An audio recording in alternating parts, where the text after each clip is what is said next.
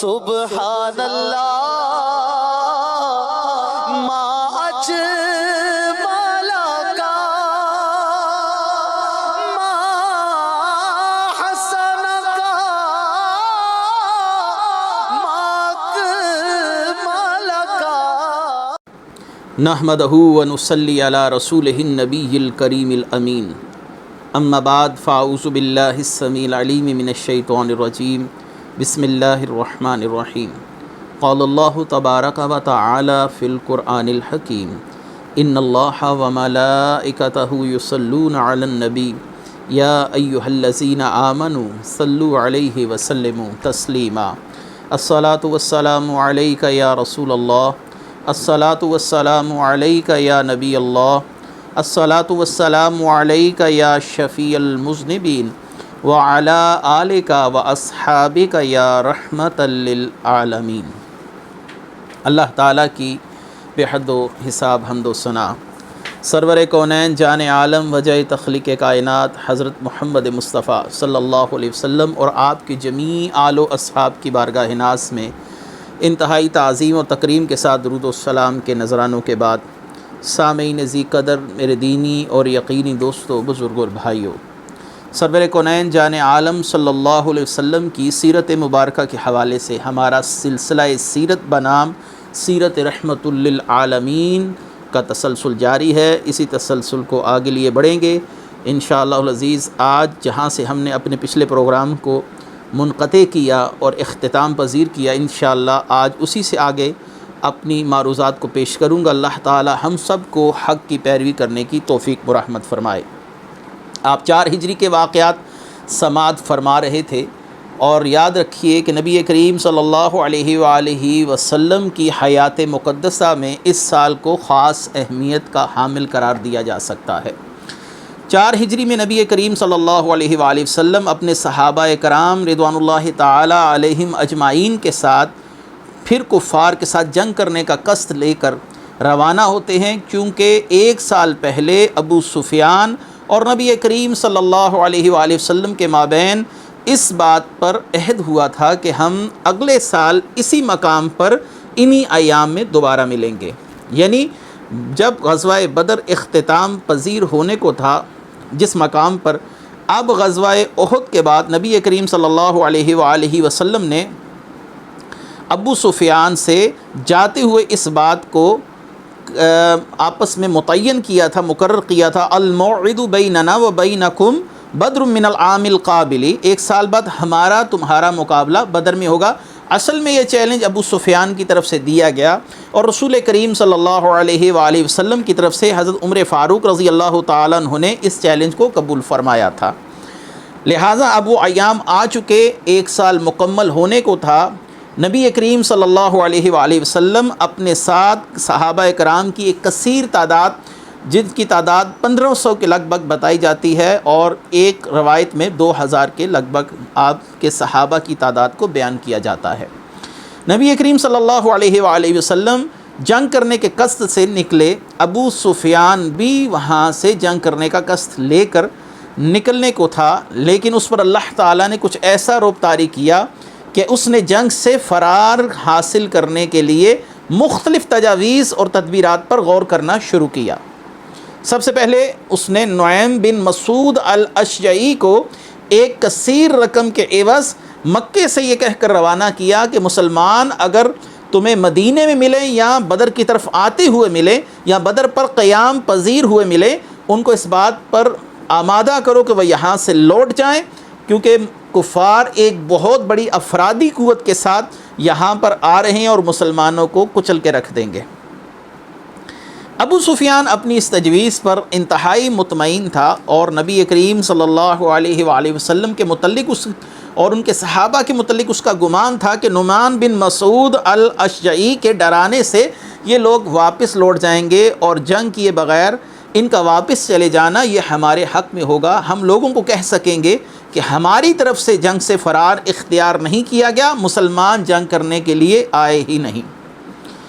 تو یہ ہمارے پچھلے درس میں بھی تفصیل کے ساتھ بیان کیا گیا تھا، میں اختصار کے ساتھ بیان کرتا چلوں۔ نبی کریم صلی اللہ علیہ وسلم دوسری طرف اپنے صحابہ سے اس جنگ کے متعلق مشاورت فرما رہے ہیں۔ شیخین کریمین یعنی سیدنا ابو بکر صدیق اور سیدنا عمر فاروق رضی اللہ تعالی عنہ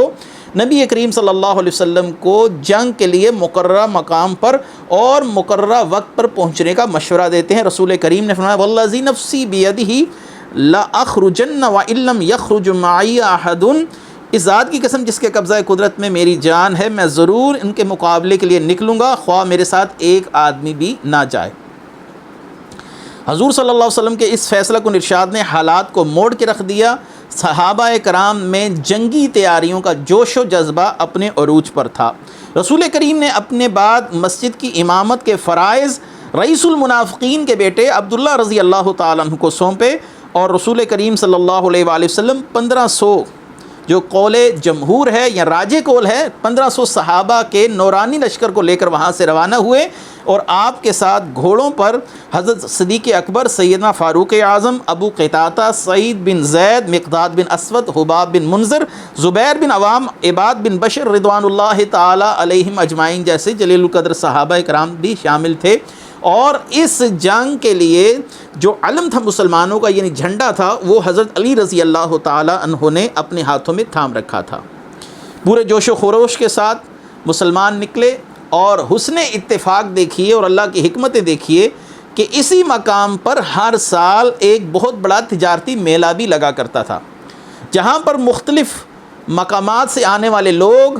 چیزوں کی خرید و فروخت کے لیے ایک 10 روزہ میلے کا قیام عمل میں لاتے، اور اس کے اندر چیزوں کی خرید و فروخت ایک بڑے پیمانے پر کی جاتی۔ تو مسلمانوں نے اس مقام پر آنے کے ساتھ ہی اپنے ساتھ کچھ ایسا سامان بھی لے لیا جو تجارتی نقطہ نظر سے ان کے لیے فائدہ مند تھا، یعنی اس کی خرید و فروخت مسلمانوں کو فائدہ پہنچا سکتی تھی۔ لہٰذا نبی کریم صلی اللہ علیہ وآلہ وسلم اور آپ کے اصحاب نے نعیم بن مسعود الاشجعی کی کسی بھی دھمکی کی پرواہ کیے بغیر، اس کا خوف زدہ جو وہ کرنے کے لیے آیا تھا اس کی کسی بات کی بھی پرواہ کیے بغیر بدر کی طرف رخ کیا، اور یہاں پر پہنچ کر اپنا ڈیرا لگا لیا۔ یہاں پر تجارتی میلہ بھی چل رہا تھا۔ دوسری طرف ابو سفیان مکے کے لوگوں کو یہ کہہ کر مطمئن کرنے کی کوشش کر رہا تھا کہ میں نے نعیم بن مسعود الاشجعی کو مسلمانوں کو اور نبی کریم صلی اللہ علیہ وسلم کو خوف زدہ اور ڈرانے کے لیے بھیجا ہے، امید ہے کہ وہ لوگ ہم سے جنگ کرنے کے لیے میدان بدر میں آئیں گے ہی نہیں، اور ہم یہاں سے اپنے لشکر کے ساتھ کچھ دور جا کر واپس آ جائیں گے اور لوگوں کو کہیں گے کہ محمد صلی اللہ علیہ وسلم اور آپ کے اصحاب ڈر کر بھاگ گئے، لہٰذا ہمیں واپس لوٹنا پڑا۔ اس طرح ہماری عزت بھی رہ جائے گی اور لوگوں کی نظر میں ہماری قدر و قیمت میں کسی طرح کی کمی نہیں آئے گی، اور رسول کریم صلی اللہ علیہ وسلم اور آپ کے اصحاب کے متعلق لوگوں کے ذہنوں میں تاثر پیدا ہوگا کہ یہ لوگ جنگ سے خوفزدہ ہو کر اور ڈر کر بھاگ چکے ہیں۔ لیکن اس کی ساری تدبیریں الٹ گئیں۔ رسول کریم صلی اللہ علیہ وسلم مقررہ مقام تک پہنچ چکے تھے۔ آپ صلی اللہ علیہ وآلہ وسلم نے یہاں پر 8 دن قیام فرمایا۔ 8 دن قیام کے دوران صحابہ کرام نے اس تجارتی میلے میں چیزوں کی خرید و فروخت بھی کی، اور بڑے پیمانے پر صحابہ کو مالی طور پر نفع بھی حاصل ہوا۔ سرکار دو عالم صلی اللہ علیہ وسلم نے ابو سفیان کا 8 دن تک اسی مقام پر انتظار کیا، اور دوسری طرف جو نعیم بن مسعود الاشجعی کے حوالے سے ابو سفیان لوگوں کو مطمئن کر رہا تھا، اس کو معلوم نہیں تھا کہ رسول کریم صلی اللہ علیہ وسلم مقررہ مقام پر پہنچ کر ہمارا انتظار فرما رہے ہیں۔ اس علاقے میں ایک شخص مخشی بن عمرو الزمری، اس کے ساتھ اگرچہ مسلمانوں کا ایک دوستانہ معاہدہ طے ہو چکا تھا، لیکن قلبی طور پر یہ شخص کفار مکہ کے ساتھ محبت رکھتا تھا اور ان کی طرف رجحان رکھتا تھا۔ یہ نبی کریم صلی اللہ علیہ وسلم کے پاس آیا اور نبی کریم صلی اللہ علیہ وسلم سے اس انداز میں گفتگو کی جس سے اس کی اس دوستی کا رنگ جھلکتا تھا، اور یہ گویا کہ اپنی گفتگو میں نبی کریم صلی اللہ علیہ وسلم کو ڈرانے کی کوشش کر رہا ہے۔ رسول کریم صلی اللہ علیہ وسلم نے اس کے ارادوں کو بھانپ لیا اور فرمایا، اے مخشی بن عمرو الزمری، اگر تو چاہتا ہے کہ ہم تیرے ساتھ دوستی کا معاہدہ کل عدم قرار دیں اور تیرے ساتھ 2 ہاتھ کر لیے جائیں تو ہمیں اس میں بھی کوئی حرج نہیں ہے، اور اگر تو معاہدہ برقرار رکھنا چاہتا ہے تو ہماری طرف سے معاہدے کو نہیں توڑا جائے گا۔ مخشی بن عمرو نے صحابہ کرام کے چہروں پر رعب و دبدبہ اور ان کے جلال کو دیکھتے ہوئے فوراً کہا کہ میں اتنی ہمت نہیں کر سکتا کہ آپ کے ساتھ لڑائی مول لوں، لہٰذا یہ کہہ کر وہ واپس لوٹ گیا۔ دوسری طرف سے ابو سفیان اہل مکہ کو یہ کہہ کر دلاسا دے کر ایک بہت بڑے لشکر کو لے کر روانہ ہوا کہ ہم رسول کریم صلی اللہ علیہ وسلم سے مقابلے کے لیے جا رہے ہیں، لیکن دل کے اندر یہ پروگرام تھا، دل کے اندر یہ ارادہ تھا کہ ہم 2-3 دن کا سفر کر کر راستے سے واپس آ جائیں گے، لوگوں کو بتائیں گے کہ محمد صلی اللہ علیہ وسلم اور آپ کے اصحاب بھاگ چکے ہیں، نعوذ باللہ۔ اور 2 یا 3 دن کے سفر کے بعد واپس لوٹنے والا اس کا جو اس کا منصوبہ تھا وہ بھی اللہ تعالیٰ نے بری طرح ناکام کیا۔ ابو سفیان 2000 کا لشکر لے کر مکے سے نکلا، لشکر کے ساتھ 50 سواروں کا دستہ بھی تھا۔ زہران کے نواح میں مجنہ کے مقام پر پہنچنے پر ابو سفیان نے لشکر کو کہا کہ قید سالی کا زمانہ ہے اور ہم محمد صلی اللہ علیہ وسلم کے ساتھ اس سال لڑ لیں گے جس سال بارشیں ہوں گی اور قحط سالی نہ ہو، ہمارے پاس پانی بھی وافر مقدار میں ہو، ہمیں یہاں سے واپس لوٹ جانا چاہیے اور لوگوں سے جا کر یہ کہیں گے کہ محمد صلی اللہ علیہ وسلم فرار اختیار کر گئے، لوگوں کی نظر میں ہماری عزت برقرار رہے گی۔ لہٰذا ابو سفیان مجنہ کے مقام سے واپس لوٹ آیا اور آ کر مکے کے اندر یہ بات مشہور کر دی کہ محمد صلی اللہ علیہ وسلم اور آپ کے اصحاب تو آئے ہی نہیں، لیکن دوسری طرف نبی کریم صلی اللہ علیہ وسلم 8 یوم تک اسی مقام پر ابو سفیان اور اس کے لشکر کا انتظار فرما رہے تھے۔ اور یہ چونکہ ایک بہت بڑا تجارتی میلہ تھا جس کا میں نے پہلے ذکر کیا، اس کے اندر عرب و عجم کے لوگ دور دور سے تجارتی سامان کی خرید و فروخت کے لیے آتے تھے۔ تو مکے کا ایک شخص معبد بن ابی معبد بھی اس تجارتی قافلے میں، اس تجارتی میلے کے اندر شامل ہوا اور اس نے رسول کریم صلی اللہ علیہ وسلم اور آپ کے اصحاب کو وہاں پر بیٹھ کر ابو سفیان کا انتظار کرتے ہوئے پایا۔ جب یہ شخص مکہ میں آیا تو اس نے وہاں پر آ کر شور شرابہ کر دیا کہ رسول کریم صلی اللہ علیہ وسلم اور آپ کے اصحاب تو اس مقررہ مقام پر کفار مکہ کا انتظار کر رہے ہیں اور یہ لوگ وہاں پر پہنچے ہی نہیں۔ جب یہ بات عام ہوئی تو ابو سفیان کو انتہائی شرمندگی کا سامنا کرنا پڑا کیونکہ ان کا یہ معاملہ لوگوں میں ظاہر ہو گیا۔ ابو سفیان کے اس منصوبے کو خاک میں ملتا دیکھ کر صفوان بن امیہ کہنے لگا واللہ نہیتک یومئذ ان تعد القوم، میں نے تمہیں اس دن چیلنج دینے سے منع کیا تھا کہ رسول کریم صلی اللہ علیہ وسلم کو کوئی چیلنج نہ دو، آج تم نے ہمیں شرمسار کر دیا۔ 2000 کا لشکر لے کر راستے سے واپس لوٹ آئے، رسول کریم ہمارا انتظار کرتے رہے، ہم وہاں پر نہیں پہنچے، ہم لوگوں کو کیا منہ دکھائیں گے کہ ہم نے جنگ سے کیا راہ فرار اختیار کی۔ بہرحال نبی کریم صلی اللہ علیہ وسلم 8 روز اس مقام پر بدر میں لشکر کے ساتھ انتظار فرمانے کے بعد واپس ہوئے اور اس غزوے کو غزوہ بدر صغریٰ کہا جاتا ہے، چھوٹا بدر بھی کہا جاتا ہے، اور بدر الموعد یعنی وعدے والا بدر کا مقام پر جو وعدہ کیا گیا تھا ملنے کا، اس سے بھی تعبیر کیا جاتا ہے۔ مختلف ناموں سے سیرت کی کتابوں میں اس کا ذکر ملتا ہے۔ یہ 4 ہجری نبی کریم صلی اللہ علیہ وسلم کے واپس آنے کے بعد اہم جو واقعات رونما ہوئے رسول کریم صلی اللہ علیہ وسلم کی حیات مقدسہ کے، اب 4 ہجری کے اختصاری واقعات کے ساتھ میں آپ کے سامنے یہ تمام واقعات پیش کرتا چلوں۔ 4 ہجری میں نبی کریم صلی اللہ علیہ وسلم کی زوجہ سیدہ زینب بنت خزیمہ بن الحارث الحلالیہ آپ نے وصال پایا۔ آپ کو نبی کریم صلی اللہ علیہ وسلم لمبے ہاتھوں والی خاتون فرماتے تھے۔ لمبے ہاتھوں والی سے مراد سخی خاتون، سخاوت کرنے والی، رسول کریم کی سب ازواج میں سب سے زیادہ مساکین کے ساتھ سخاوت کا معاملہ کرنے والی، غرباء کے ساتھ سخاوت کا معاملہ کرنے والی غریب پرور خاتون سیدہ زینب بنت خزیمہ، آپ کا وصال اسی سال ہوا۔ آپ کا نکاح 3 ہجری میں رسول کریم سے ہوا تھا۔ 8 ماہ آپ نبی کریم صلی اللہ علیہ وسلم کے عقد میں رہیں اور اس کے بعد آپ کا وصال ہوا۔ یہ اہم واقعہ ماہ ربیع الثانی 4 ہجری میں پیش آیا کہ جب سیدہ زینب نے دنیا سے پردہ فرمایا۔ اسی سال نبی کریم صلی اللہ علیہ وسلم کی بیٹی سیدہ رقیہ، جن کی شادی سیدنا عثمان غنی سے ہوئی تھی، ان کے 6 سال کے فرزند عبداللہ کا انتقال 4 ہجری میں ہوا۔ اور تیسرا اہم واقعہ اسی سال نبی کریم صلی اللہ علیہ وسلم کی لخت جگر محبوب بیٹی، جنتی عورتوں کی سردار سیدۃ النساء العالمین حضرت سیدہ فاطمۃ الزہرا سلام اللہ علیہا کے گھر اللہ تعالیٰ نے امام حسین کی ولادت فرمائی۔ امام حسین رضی اللہ تعالیٰ عنہ کے متعلق نبی کریم صلی اللہ علیہ وآلہ وسلم نے اتنی زیادہ احادیث میں آپ کے فضائل بیان فرمائے ہیں جن کو قلم کے احاطے میں یا بیان کے احاطے میں لانا ناممکن ہے۔ آپ کے دہن اقدس میں نبی کریم صلی اللہ علیہ وسلم نے کھجور کا دانہ اپنے منہ میں ڈال کر چبا کر بطور گھٹی ان کے منہ میں ڈالا گیا، اور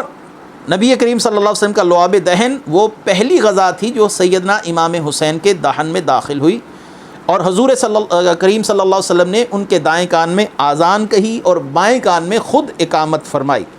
7ویں دن عقیقہ کیا گیا، سر کے بال منڈائے گئے اور ان بالوں کے ساتھ چاندی تول کر صدقہ کر دی گئی، نام مبارک حسین رضی اللہ تعالیٰ عنہ تجویز فرمایا گیا۔ 7ویں دن ہی ختنہ فرمایا گیا۔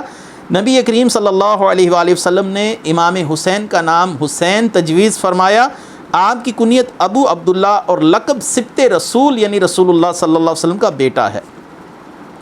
نبی کریم صلی اللہ علیہ وسلم نے آپ کو اور امام حسن کو جنتی نوجوانوں کا سردار فرمایا۔ نبی کریم صلی اللہ علیہ وسلم نے آپ کے متعلق فرمایا ومن احبہما فقد احبنی ومن ابغضہما فقد ابغضنی، جس نے ان دونوں یعنی امام حسن اور حسین سے محبت کی اس نے مجھ سے محبت کی، جس نے ان دونوں سے بغض رکھا اس نے مجھ محمد سے بغض رکھا۔ نبی کریم صلی اللہ علیہ وآلہ وسلم کی جو محبت ہے امام حسین کے ساتھ وہ واقعات کوئی ڈھکے چھپے واقعات نہیں۔ میں حضرت امام حسین کے ذکر کا اکتفا یہیں پر کرتا ہوں اور اگلے واقعات کی طرف چلتا ہوں۔ اسی سال جب بنو یہود مدینہ طیبہ میں صدیوں سے سکونت پذیر تھے، نبی کریم صلی اللہ علیہ وآلہ وسلم جب یہاں پر ہجرت کر کے آئے تو یہود کی خط و کتابت عبرانی زبان میں ایک دوسرے کے ساتھ ہوتی تھی، اور بسا اوقات رسول کریم صلی اللہ علیہ وسلم کو وہ خطوط بھی عبرانی زبان میں بھیجا کرتے تھے۔ لیکن مسئلہ یہ تھا کہ عبرانی زبان رسول اللہ صلی اللہ علیہ وسلم کے صحابہ کے علم میں نہیں تھی یا وہ نہیں جانتے تھے، تو رسول کریم نے سیدنا زید بن ثابت کو اس مقصد کے لیے منتخب فرمایا کہ وہ عبرانی زبان سیکھیں تاکہ یہودیوں کے ساتھ ہم بھی خط و کتابت کر سکیں۔ لہٰذا زید بن ثابت نے صرف 15 دن کے قلیل عرصے میں عبرانی زبان سیکھ لی، اور یہودیوں کے ساتھ خط و کتابت کا معاملہ عبرانی زبان میں سیدنا زید بن ثابت رضی اللہ تعالیٰ عنہ کو سونپ دیا گیا۔ اسی سال نبی کریم صلی اللہ علیہ وآلہ وسلم کی پھپھی کے بیٹے یعنی آپ کے جو والد محترم ہیں ان کی ہمشیرہ برہ بنت عبد المطلب، ان کے بیٹے ابو سلمہ عبداللہ بن عبد الاسد نے بھی وفات پائی۔ یہ سابقین میں سے تھے، انہوں نے اسی سال اسلام قبول کیا جب ابو عبیدہ، عثمان بن عفان اور ارقم بن ابی ارقم نے، یہ مہاجرین میں بڑا انتہائی اہم مقام رکھتے تھے، اور 4 ہجری میں ان کا وصال ہوا۔ اسی سال نبی کریم صلی اللہ علیہ وسلم نے ام سلمہ رضی اللہ تعالیٰ عنہ کو شرف زوجیت عطا فرمایا۔ یہ ام سلمہ رضی اللہ تعالیٰ عنہ کا واقعہ انتہائی دلچسپ بھی ہے اور آپ کی ہمت کا منہ بولتا ثبوت بھی ہے۔ ام سلمہ کی پہلی شادی ابو سلمہ رضی اللہ تعالیٰ عنہ سے ہوئی تھی، اور دونوں نے اسلام کی دعوت کو ابتدا میں ہی قبول فرما لیا تھا۔ دونوں نے مکہ سے ہجرت کر کر حبشہ کی طرف قصد کیا، ہجرت کی، پھر جب حالات کو کچھ بہتر پایا تو مکے واپس لوٹے، اور اس وقت آپ کی گود میں ایک بچہ بھی تھا۔ حالات و واقعات اتنے سختی والے رہے کہ آپ سے آپ کے بچے کو بھی چھین لیا گیا اور آپ کے شوہر کو بھی آپ سے جدا کر لیا گیا۔ 1 سال تک آپ گریہ فرماتی رہیں۔ یہ حالات ہم پہلے بیان کر چکے ہیں، مختصراً میں یہ عرض کرتا چلوں کہ 1 سال کے بعد بہرحال آپ اپنے بچے اور اپنے شوہر کے ساتھ بڑی مشکل سے مدینہ طیبہ پہنچی، اور جب مدینہ طیبہ پہنچی تو ایک دن آپ کے شوہر ابو سلمہ نے آپ کو نبی کریم صلی اللہ علیہ وسلم کی یہ حدیث سنائی کہ جب کسی شخص کو مصیبت پہنچے تو اس کو کہنا چاہیے اللہم عندک احتسب مصیبتی ھذہ اللہم اخلفنی فیہا خیرا منہا الا اعطاہ اللہ عز وجل ذالک۔ جب کسی شخص کو مصیبت پہنچے تو اس کو کہنا چاہیے انا للہ، اور یہ عرض کے لئے اے اللہ میں اس مصیبت کا اجر تجھ سے طلب کرتا ہوں، اے اللہ اس کے بدلے مجھے وہ چیز عطا فرما جو اس سے بہتر ہو۔ ابو سلمہ نے بدر اور احد کی جنگوں میں نبی کریم صلی اللہ علیہ وسلم کے ساتھ شرکت فرمائی تھی۔ احد میں وہ زخمی ہوئے لیکن ان کے زخم مندمل ہو گئے، کچھ عرصے بعد پھر وہ زخم تازہ ہوئے، اور 4 ہجری میں ابو سلمہ کا انتقال ہوا۔ سیدہ ام سلمہ فرماتی میں نے یہی دعا کی اللہم عندک احتسب مصیبتی ہذہ، لیکن اس کے جو اگلے الفاظ سے جن کا مطلب ہے اللہ مجھے اس کے بدلے بہتر چیز عطا فرما، تو مجھے اپنے شور سے بہتر روئے زمین پر کوئی نہیں لگتا تھا، لہٰذا یہ الفاظ کہنے میں مجھے حیل و حجت کا سامنا کرنا پڑا، یعنی میرا دل نہیں کرتا تھا میں یہ الفاظ کہوں، لیکن میں نے یہ الفاظ کیونکہ رسول کریم کی حدیث تھی میں نے یہ الفاظ کہے اللہم اخلفنی فیہا خیرا منہا الا اعطاہ اللہ عز و جل ذالک، یا اللہ اس سے مجھے بہتر عطا فرما، حالانکہ میرے دل میں تھا کہ ابو سلمہ سے بہتر روئے زمین پر میرے لیے کوئی شخص نہیں، لیکن ابو سلمہ کے وصال کے بعد مجھے ابو بکر صدیق کا رشتہ پہنچا، لیکن میں نے اس کو نہیں مانا، یعنی حضرت ابو بکر صدیق کے ساتھ نکاح کرنے پر آمادہ نہیں ہوئی۔ پھر حضرت عمر فاروق کا رشتہ آیا، میں نے اس پر آمادگی کا اظہار نہیں کیا۔ اس کے بعد مجھے نبی کریم صلی اللہ علیہ وسلم کی طرف سے رشتہ بھیجا گیا، تو میں نے کہا مرحبا برسول اللہ، میں رسول اللہ کو مرحبا کہتی ہوں، لیکن مجھ میں 3 خصلتیں ایسی ہیں جو رسول کریم صلی اللہ علیہ وسلم کے لیے پریشانی کا باعث ہو سکتی ہیں۔ آپ صلی اللہ علیہ وسلم نے فرمایا وہ 3 خصلتیں کیا ہیں؟ ام سلمہ رضی اللہ تعالی عنہ نے فرمایا ایک تو یہ ہے کہ مجھے اس بات پر خوب غیرت اور اس مسئلہ پر غیرت کا سامنا کرنا پڑے گا، جب آپ دوسری ازواج کے پاس جائیں گے تو یہ بات مجھے ناپسند ہوگی۔ دوسرا یہ ہے کہ میرے بال بچے بھی ہیں تو میں ان کی دیکھ بھال کروں گی یا آپ صلی اللہ علیہ وسلم کی دیکھ بھال کروں گی۔ تیسرا یہ ہے کہ یہاں میرا کوئی ولی نہیں جو میری طرف سے ایجاب و قبول کرے، یعنی رشتے کے لیے میرے معاملات کو چلائے۔ تو نبی کریم صلی اللہ علیہ وسلم نے فرمایا میں تمہاری غیرت کے متعلق اللہ سے سوال کروں گا اور وہ تم میں اس جذبے کو ختم فرما دے گا، یعنی اگر میں دوسری ازواج کے پاس بھی جاؤں تو تمہارے دل میں یہ بات ناگوار نہ گزرے کہ میں دوسری ازواج کے پاس گیا ہوا ہوں۔ اور نبی کریم باقی رہے بچوں کا معاملہ فاللہ فسیکفیکہم، تو اللہ ان کا خود نگہبان ہے۔ اور انہوں نے اپنے بیٹے سلمہ کو کہا کہ اس نے بطور ولی یہ فریضہ انجام دیا۔ ام سلمہ جب ام المومنین کے شرف سے مشرف ہو کر کاشانہ نبوت پہ پہنچی تو آپ کو وہی حجرہ دیا گیا جو سیدہ زینب کا حجرہ تھا جو کچھ عرصہ پہلے وصال پا گئی تھی، اور فرماتی ہیں جب میں رسول اللہ صلی اللہ علیہ وسلم کے گھر تشریف لائی تو آپ کی دیگر ازواج کے ساتھ میرا معاملہ بہنوں والا تھا، میرے دل میں کسی قسم کی کوئی آر یا کوئی جذبہ ایسا باقی نہیں رہا جس کے متعلق میں سوچ رہی تھی یہ رسول کریم کی دعا کا اثر تھا، میں دوسری ازواج پر غیرت نہیں کھاتی تھی کہ آپ کسی زوجہ کے پاس تشریف لے کر گئے یا یہ وہی زوجہ ام سلمہ ہیں جو نبی کریم صلی اللہ علیہ وآلہ وسلم کی وصال کے بعد تقریباً 48 سال تک زندہ رہیں۔ رسول کریم نے وہ جو کربلا کی مٹی تھی وہ انہی کو سونپی تھی کہ جب یہ سرخ ہو جائے گی تو سمجھ لینا حسین کو شہید کر دیا گیا۔ یہ رسول کریم کے عظیم معجزات میں سے ہے کہ آپ صلی اللہ علیہ وآلہ وسلم نے وہ مٹی ام سلمہ کو دی، کیونکہ آپ صلی اللہ علیہ وسلم اللہ کی عطا سے اس غیب پر مطلع تھے کہ ام سلمہ ہی وہ میری زوجہ ہیں جو امام حسین کی شہادت تک زندہ رہیں گی۔ اس کے بعد اسی سال سیدنا علی کرم اللہ وجہ الکریم کی والدہ فاطمہ بنت اسد کا انتقال ہوا۔ رسول کریم ان کی قبر اقدس پر خود تشریف لائے، نبی کریم صلی اللہ علیہ وسلم ان کی قبر اقدس میں خود تشریف فرما ہوئے خود لیٹے، آپ کے لیے دعا مانگی، اے اللہ میری والدہ فاطمہ بنت اسد کی قبر کو وسیع فرما دے اور ان کی مغفرت فرما دے، پہلے انبیاء کے وسیلے سے اور میرے وسیلے سے۔ اور جب ان کو دفن کر چکے تو آپ نے فرمایا جزاک اللہ من ام خیر لقد کنت خیر ام، اے میری ماں اللہ تعالیٰ تجھے جزائے خیر دے، بے شک آپ بہترین ماں تھی۔ اسی سال صلاۃ خوف کے احکام اترے۔ شیخ امام محمد ابو زہرہ مصری اپنی معروف کتاب خاتم النبیین میں تحریر فرماتے ہیں 4 ہجری کے اندر دشمن کے ساتھ جنگ کرتے ہوئے اگر وقت نماز آ جائے، اس وقت نماز میں نماز کو کیسے ادا کرنا ہے، اس کے احکامات، اس کا طریقہ اسی سال اتارا گیا۔ سورہ نساء کی آیات جن میں اللہ تعالیٰ نے صلاۃ خوف کا ذکر کیا وہ اسی سال نازل کی گئی۔ اس کے بعد حرمت خمر کا قطعی حکم، یعنی شراب کو مکمل طور پر حرام کرنا، وہ بھی 4 ہجری کے اندر ہوا۔